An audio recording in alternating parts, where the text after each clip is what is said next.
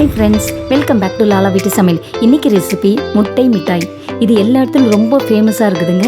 இதில் கோவா சேர்க்கறதுனால ரொம்ப டேஸ்ட்டாகவும் இருக்குது. வாயில் வச்சோன்னே கரைஞ்சிரும், அந்த அளவுக்கு சாஃப்டாகவும் ரொம்பவும் டேஸ்ட்டாகவும் இருக்குது. வாங்க எப்படி செய்யுதுன்னு பார்க்கலாம். இதுக்கு என்னென்ன இன்க்ரீடியன்ட்ஸ் பார்த்துடலாங்க. 6 முட்டை எடுத்து வச்சுருக்கேன். குங்குமப்பூ, ஏலக்காய் பவுடர் பண்ணிருந்து எடுத்து வச்சுருக்கேன்.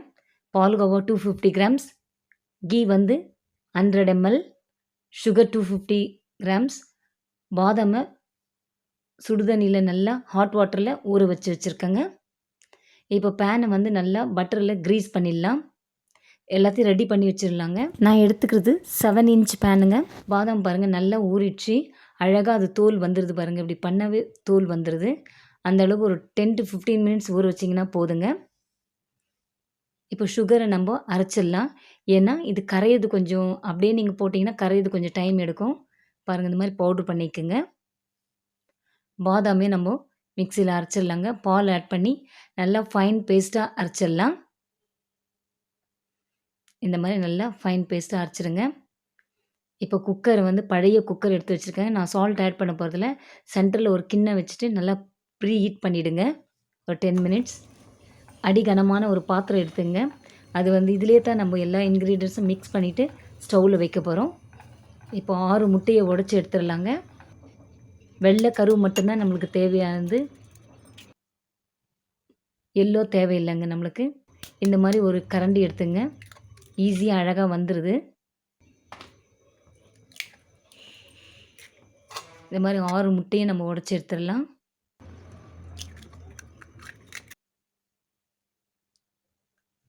அவ்வளோதாங்க, 6 முட்டையும் உடைச்சாச்சு. இப்போ சுகர் கொஞ்சம் கொஞ்சமாக ஆட் பண்ணி நல்லா மிக்ஸ் பண்ணி விடுங்க. சுகர் கரைஞ்சா போதும்.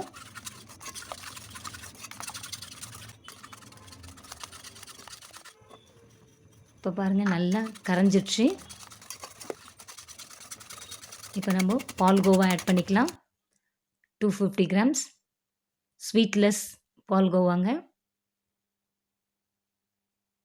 இது கரையை தான் கொஞ்சம் கஷ்டமாக இருக்கும். ஒரு பிஞ்சு சால்ட் ஆட் பண்ணிவிட்டு நல்லா இந்த மாதிரி கொஞ்சம் தட்டையாக இருக்கிற ஒரு கரண்டி எடுத்து நல்லா மிக்ஸ் பண்ணி விடுங்க. கட்டிகள் உடையிறதுக்கு கொஞ்சம் டைம் எடுக்கும். இதுக்கு மட்டும்தான் அங்கே கொஞ்சம் டைம் எடுக்கும். இப்போது அரைச்சி வச்சு பாதாமை ஆட் பண்ணிக்கலாங்க. பண்ணிவிட்டு நல்லா மிக்ஸ் பண்ணி விடுங்க. நல்லா ஸ்மூத் பேஸ்ட்டாக வர வரையும் நல்லா மிக்ஸ் பண்ணுங்கள்.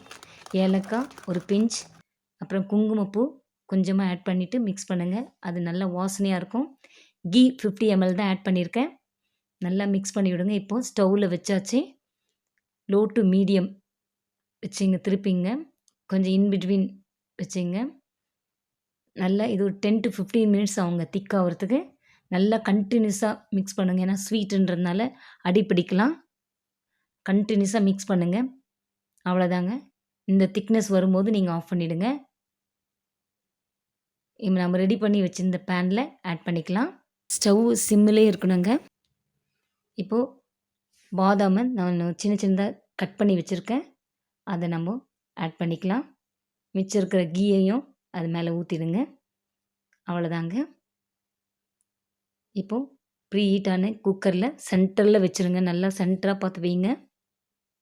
கொஞ்சம் கூட சைடில் டச் ஆகக்கூடாது குக்கரை, அதுதான் முக்கியங்க. குக்கரில் வெயிட் வைக்கக்கூடாதுங்க. டச் ஆகாமல் வைங்க. ஒரு 30 to 35 minutes போதுங்க, வெந்துடும், குக் ஆகிடும். 30 minutes ஆச்சுங்க எனக்கு. பாருங்கள் நல்லா கலர் வந்துடுச்சு. இன்னும் நீங்கள் அவனில் வச்சிங்கன்னா இன்னும் ப்ரௌன் கலராக ஆகும். இது குக்கர்ன்றதுனால இந்த கலரில் இருக்குது.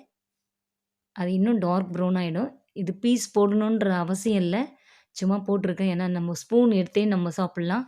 அவ்வளோ ஒரு நாக்கில் வச்சோடனே கரையும், அந்த அளவுக்கு சாஃப்டாகவும் டேஸ்ட்டாகவும் இருக்குங்க. அவ்வளோதாங்க, இந்த சூப்பரான சுவையான டேஸ்டான சாஃப்டான முட்டை மிட்டாய் ஸ்வீட்டை இந்த நியூ இயருக்கு நீங்களும் செஞ்சு அசத்துங்க. இனிய புத்தாண்டு நல்வாழ்த்துக்கள் 2025. தேங்க்யூ.